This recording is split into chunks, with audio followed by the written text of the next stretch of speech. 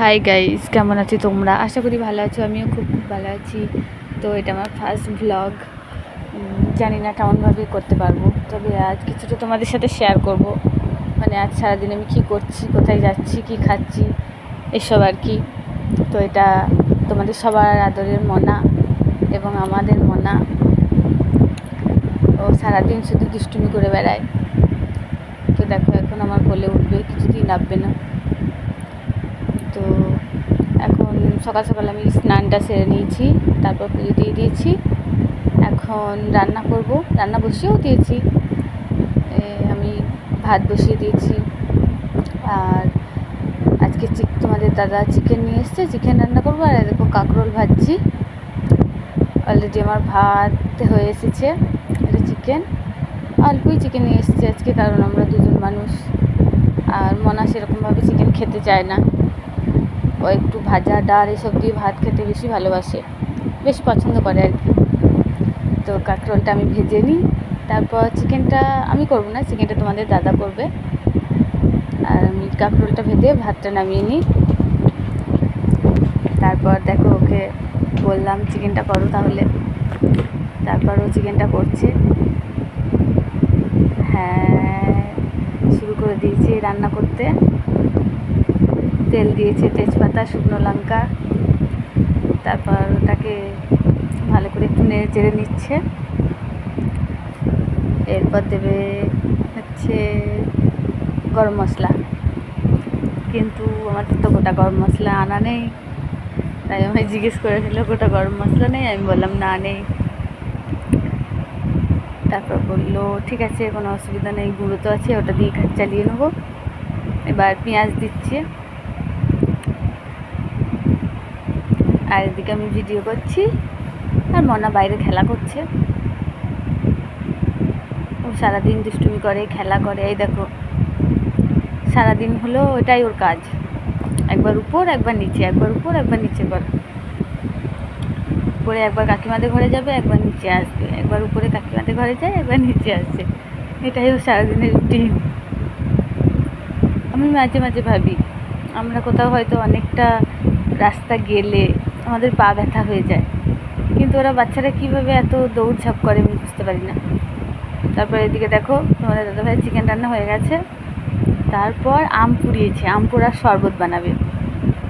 তো তোমরা তো সবাই জানোই কেমন গরম পড়েছে, তাই একটা আম কিনে এনেছিল। তো আমি বললাম তাহলে একটু আম পান্না করো, আম পোড়ার শরবত।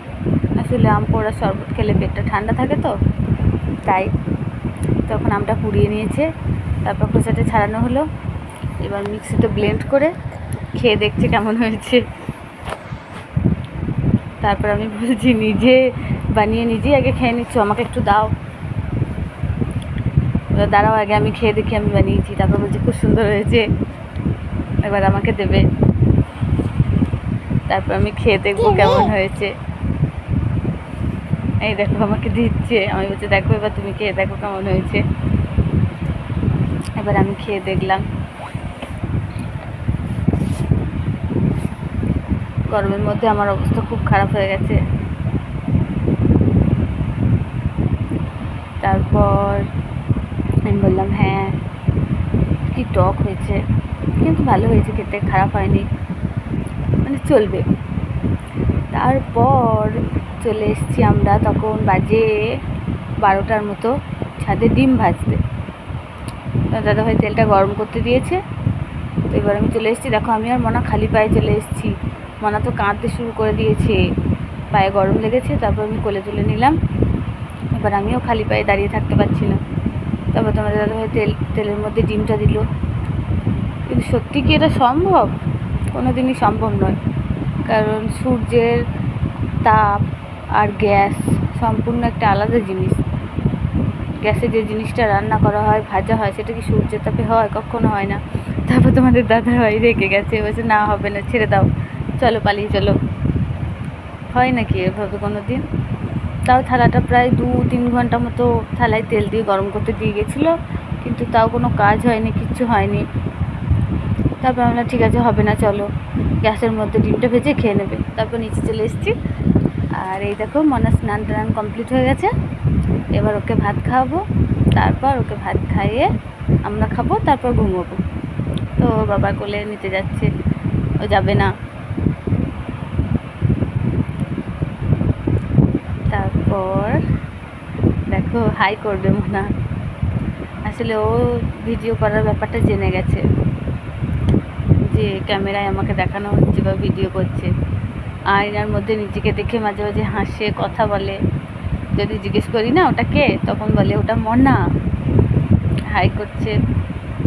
তারপর মোনাকে খাওয়ানো হয়ে গেছে, এবার আমরা ভাত নিয়ে বসে পড়েছি। দেখো ভাত, কাঁকরোল ভাজা আর চিকেন।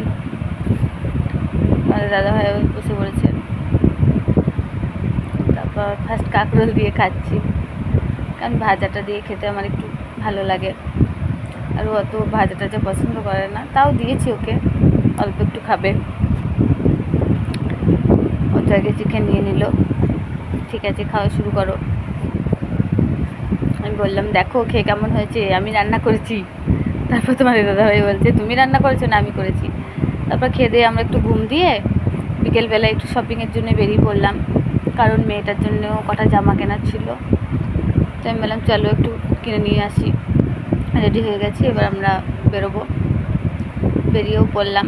তো দেখো এখন আমরা দোকানের মধ্যে চলে এসেছি মোনার জামা কেনার জন্য। মোনা তো খুব খুশি, দোকানের ভিতর ঢুকেই বলছে মা গেঞ্জি গেঞ্জি। মানে ও জামা নেবে না, ও গেঞ্জি নেবে। আসলে ও জামা ব্যাপারটা জানে না, বোঝে না, ও ভাবে গেঞ্জি। এই দেখো এই দুটো জামা নিয়েছি, একটা রেড একটা ইয়েলো। দুটোই গেঞ্জি কাপড়ে, কারণ ও গেঞ্জি গেঞ্জি করে কাজ ছিল তো, তাই গেঞ্জিরই নিয়েছি। খুব সুন্দর হয়েছে জামা দুটো। এখানে